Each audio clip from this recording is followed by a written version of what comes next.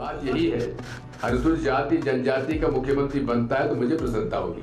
कांग्रेस नेता दिग्विजय सिंह फिर से सुर्खियों में हैं। दिग्विजय ने बीते दिनों कुछ ऐसे बयान दिए जो चर्चा में आ गए।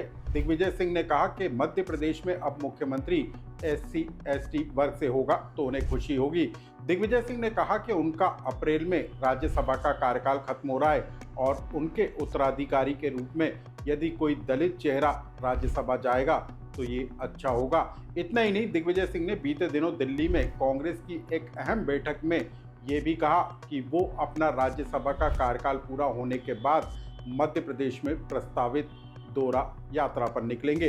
तो क्या दिग्विजय सिंह अब मध्य प्रदेश की चुनावी राजनीति से पूरी तरीके से दूर होने वाले हैं और ये मध्य प्रदेश के कांग्रेस से जुड़े सेकंड जनरेशन के नेताओं के लिए अच्छी खबर हो सकती है, क्योंकि अब मध्य प्रदेश में कांग्रेस की राजनीति पर खेलने के लिए उनके लिए बहुत कुछ साफ हो चुका है। क्योंकि कमलनाथ पहले से ही दिल्ली की राजनीति पर फोकस करते हुए नजर आ रहे हैं। ज्योतिरादित्य सिंधिया जो कभी कांग्रेस पार्टी के चेहरा हुआ करते थे वो अब कांग्रेस में नहीं है और अब एकमात्र नेता दिग्विजय सिंह ने भी चुनाव की राजनीति से दूर होने का ऐलान कर दिया है। लेकिन इसके बावजूद भी दिग्विजय सिंह को पूरी तरीके से नज़रअंदाज नहीं किया जा सकता, क्योंकि दिग्विजय सिंह ने अब सोशल इंजीनियरिंग के फार्मूले पर मध्य प्रदेश में कांग्रेस के संगठन को मजबूती देने की पहल शुरू कर दी है।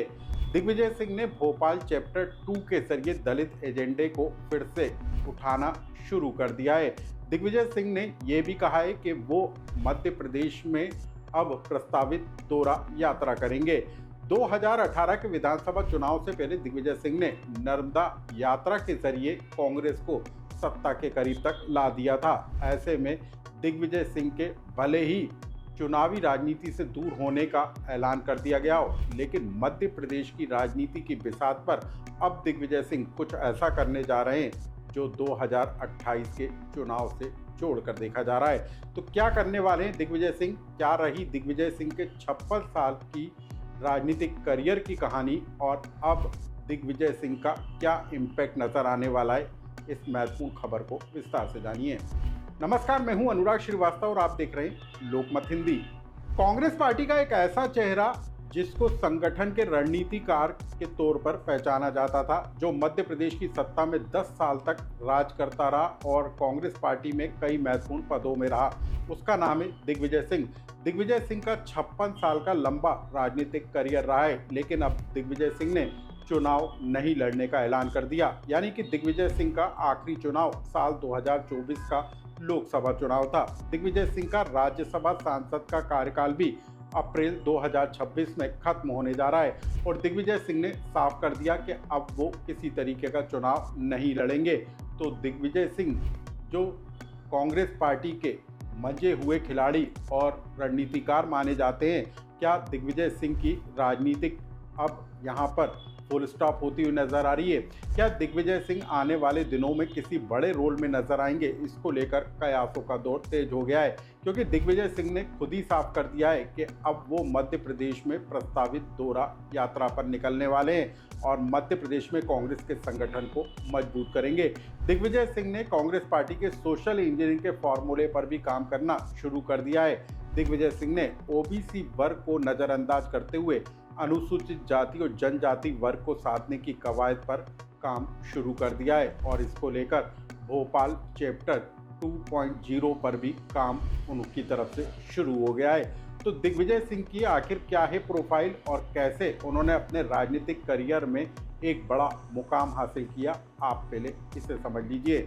दिग्विजय सिंह की प्रोफाइल जान लीजिए। 1969 में राजनीति में कदम रखा, राघोगढ़ नगर पालिका के अध्यक्ष बने। 1977 में राघोगढ़ विधानसभा सीट से पहला चुनाव लड़ा और जीते।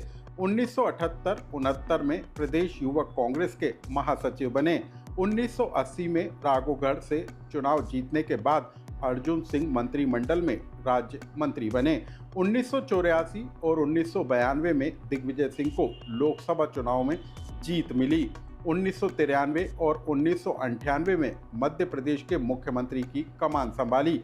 दिग्विजय सिंह कांग्रेस के महासचिव भी रहे और कई प्रदेशों का प्रभार भी संभाला। दिग्विजय सिंह की रणनीति के बूते कांग्रेस ने कई राज्यों में बेहतरीन प्रदर्शन भी किया। 2003 में कांग्रेस पार्टी के चुनाव हारने के बाद दिग्विजय ने अपने कहे मुताबिक पार्टी में कोई पद नहीं लिया। 2019 में भोपाल में साध्वी प्रज्ञा सिंह के खिलाफ चुनाव लड़ा लेकिन हार गए। दिग्विजय का गढ़ कहे जाने वाले राजगढ़ पर भी पार्टी ने 2024 के लोकसभा चुनाव में दिग्विजय को प्रत्याशी बनाया। वहां भी दिग्विजय सिंह चुनाव हार गए। दिग्विजय सिंह फिलहाल राज्यसभा सांसद हैं और उनका कार्यकाल अप्रैल 2026 में खत्म हो रहा है और इसके बाद दिग्विजय सिंह ने किसी भी तरह के जो चुनाव नहीं लड़ने का मन बना लिया है। दिग्विजय सिंह पार्टी के अंदर एक वैचारिक नेता के रूप में पहचाने जाते हैं। दिग्विजय सिंह कई बार अपने बयानों और सोशल मीडिया पोस्ट को लेकर सुर्खियों में रहे हैं। दिग्विजय सिंह पर मुस्लिम तुष्टीकरण के आरोप लग चुके हैं और दिग्विजय सिंह अपने विवादित बयानों के कारण जमकर बीजेपी के निशाने पर भी रहे। दिग्विजय सिंह ने बीजेपी और आरएसएस को घेरने के लिए कभी कोई कोर कसर नहीं छोड़ी, लेकिन बीते दिनों दिग्विजय सिंह के कुछ बयान और वीडियो सोशल मीडिया पर जमकर वायरल हुए थे, जिसमें दिग्विजय सिंह ने आरएसएस और बीजेपी के संगठन की तारीफ की थी। इसके अलावा बीते दिनों ही दिग्विजय सिंह और ज्योतिरादित्य सिंधिया के साथ साथ दिखने को लेकर भी वीडियो जमकर वायरल हुआ था। इसके अलावा मध्य प्रदेश सरकार के मंत्री कैलाश विजयवर्गीय ने भी दिग्विजय के राजनीतिक सौजन्यता को जमकर सराहा था।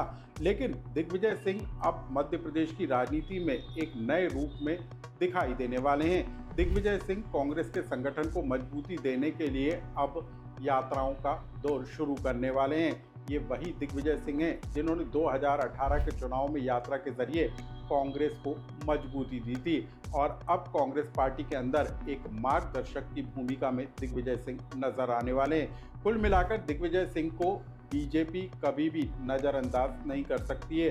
दिग्विजय सिंह को लेकर भले ही विवादित माहौल बनाने की कोशिश की जाती रही हो, लेकिन दिग्विजय सिंह की मध्य प्रदेश में मजबूत पकड़ को इनकार नहीं किया जा सकता। और अब जबकि 2028 के विधानसभा चुनाव को लेकर कांग्रेस पार्टी पुरजोर तरीके से लगी नजर आ रही है, ऐसे में दिग्विजय सिंह की बिछाई जा रही बिसात बेहद महत्वपूर्ण रहने वाली है। इस खबर से जुड़ा यदि आपका कोई सुझाव या कमेंट्स हो तो हमें कमेंट बॉक्स में लिख कर